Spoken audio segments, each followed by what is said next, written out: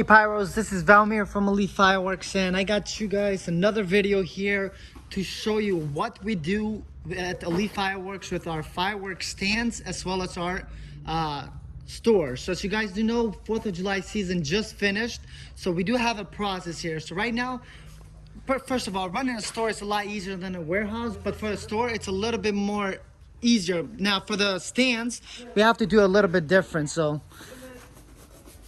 I'm gonna actually just just while in the process, so if you could just excuse me just for a minute, let me just show them. So what we do, guys, so everything as far as our stands and stores, so as soon as we bring one of our stands, so this is from this location, so this is our Fort Bend County location. So what we do with the stands, we have a crew that brings the stands here, and then we have a crew that works in the inside, which I'm part of the inside crew since I handle all the inventory here at the Elite Fireworks.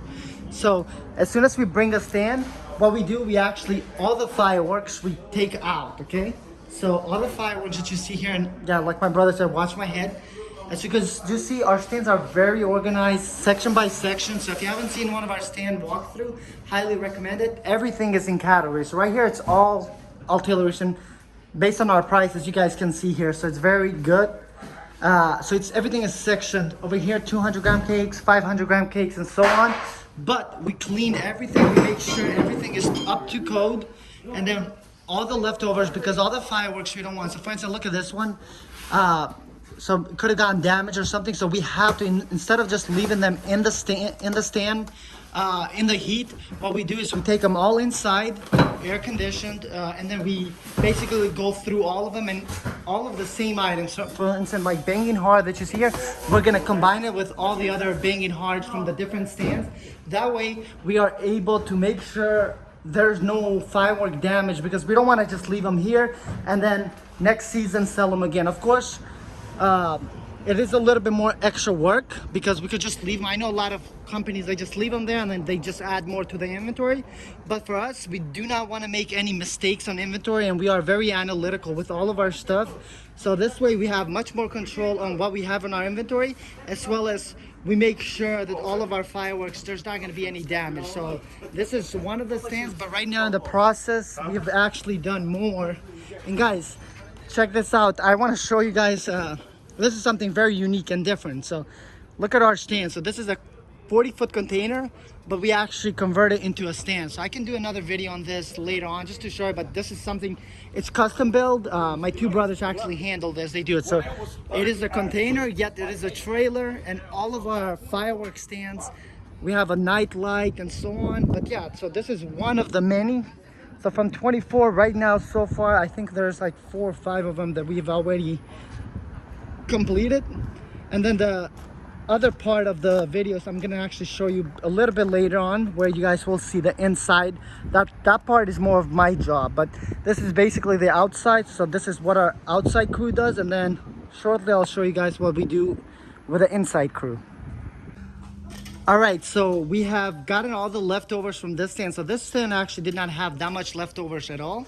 But now, as far as the inside crew, now what we do, all of this inventory that we get, because we've already completed a couple other stands, but I'm gonna show you real quick. So we try to definitely be organized, and we do not want to mix up all of our stands. So what we do is we line them up one at a time based on which ones we got first, and then we double check the inventory. So let me just grab some paperwork, I'll just show you guys. So right now, this one that you see right here, so this is actually our location number 4, which we are double checking 100% everything, and there's a reason for that, but I'll show you guys in a bit. But for instance, this one, number 12, I already checked it, I double checked it, it's all good to go. So then we have some of our inside crew. We actually, what we started is then we put them in baskets, so basically group all the same items from all the stands into baskets, so that way, this way we can double check one more time and to see if there's any product that actually is not, you know, it's actually damaged or anything like that. We'll take that to the side, and this way we can actually better divide all the leftovers for next season. So this way we don't have to order too much fireworks, as far as like so that way we'll have the variety, and this way we also make sure the fireworks are not gonna stay damaged, because guys, if you leave them in pallets just like that for months, then that could be a problem. So for instance, I'm gonna show you right here. So one of these, so this was one of the stands that we were having actually Kiyoshi recount everything, and he actually runs one of our stands with us. So say hi, Kiyoshi.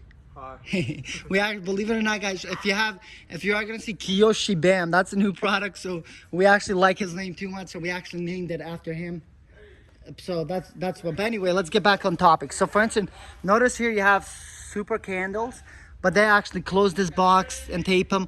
There's some other products because we have them. We just want our fireworks whenever we're transporting to be safe. We're not gonna, while we're moving the containers, we don't want all the fireworks to fly everywhere. We don't want it to have more damage, so we have them put them in boxes, but they don't have to put them in the same boxes because at the end of the day, we're gonna take them all out, put them in baskets, and that's how we do our inventory management real quick. So let me show you real quick. So this is a little bit of a mess, but for instance, one of our other locations. So I don't want to take that one from Kiyoshi that he had, he's working on. So let's see, let me just put this right here. So this is a different number. So number 7, we're not there yet, but for example, what we do, most of our managers, we actually give this. Now this part of the video is actually all the inside. This is more of the technical stuff that I do on my end, and all of the physical stuff, that's where my 2 brothers handle more. But basically I give my managers an inventory list.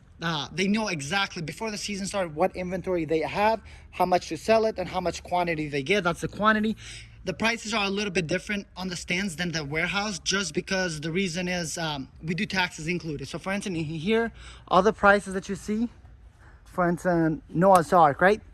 This is before taxes, so $18.49. But in our stand, we do, so for instance, we'll charge like 21 for this, which with the taxes, it comes around the same. It'll be 2050, yeah, 2050, 2020, 21. But anyway, the reason why taxes include, just because we don't want our managers to make errors. Because guys, as you guys know, with fireworks in Texas, last day you get a lot of the sales, and even our stands, that's not an exception. We get some sales before, but even our stands, 80 to 90% of sales happen last day. Now with our store, it's a little bit different because usually we make 80% of our sales before the last day. Even though the last day is our biggest day, it's a little bit different. So it's a lot more less volatile. But anyway, so that's why, because it's a lot of chaos, what we do is we give them the price that they sell, taxes included, just so it makes it easier for them. But yeah, you have all the inventory. So what we do is based on what they have when our managers do inventory. So for instance, number 7 here that we're looking, they have 11 firecrackers 500 left over, and so on. So to the left of it, they put whatever they have left over, and then I take those numbers and actually input them in my inventory list, which I have. Well, my computer is dead, but I input them here in my inventory list. And then if the numbers match, so for instance, if they had $40,000, just I'm simplifying, $40,000 of inventory, they sold 30, that means we should have $10,000 of inventory left over.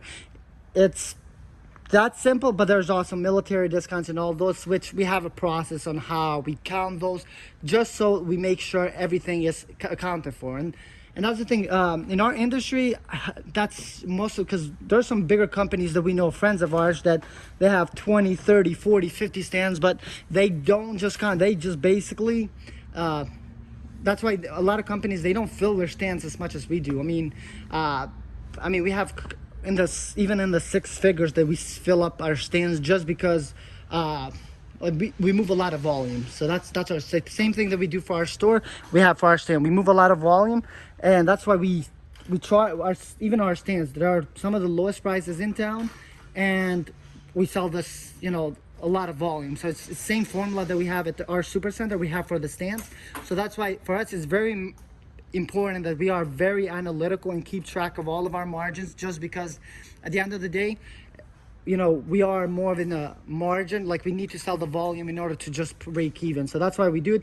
So number 12, as an example, I finished this one, so there was no issue. There was a very small margin of error, which I have my number, which I'm okay with, which is fine. But right now on number 4, this location, there's a bigger issue. So that's why we're having our crew here basically double check 100% again, just to see if our managers made mistakes with actually doing the inventory. And then so far it does look like he did find some mistakes, but we're not done yet. So that's why, and based on our experience, 99% of the time it's always human errors. There's exceptions, but they're very rare that it's something else, whether that was actual mistakes selling something cheaper or than it is, or actually maybe potentially even theft. Like we've had that before, but it's been years since the last time we have that. And majority of our managers that we work with, they've been working with us for years and years, so it makes it easier on us. So anyway guys, thank you so much for watching this video, and I hope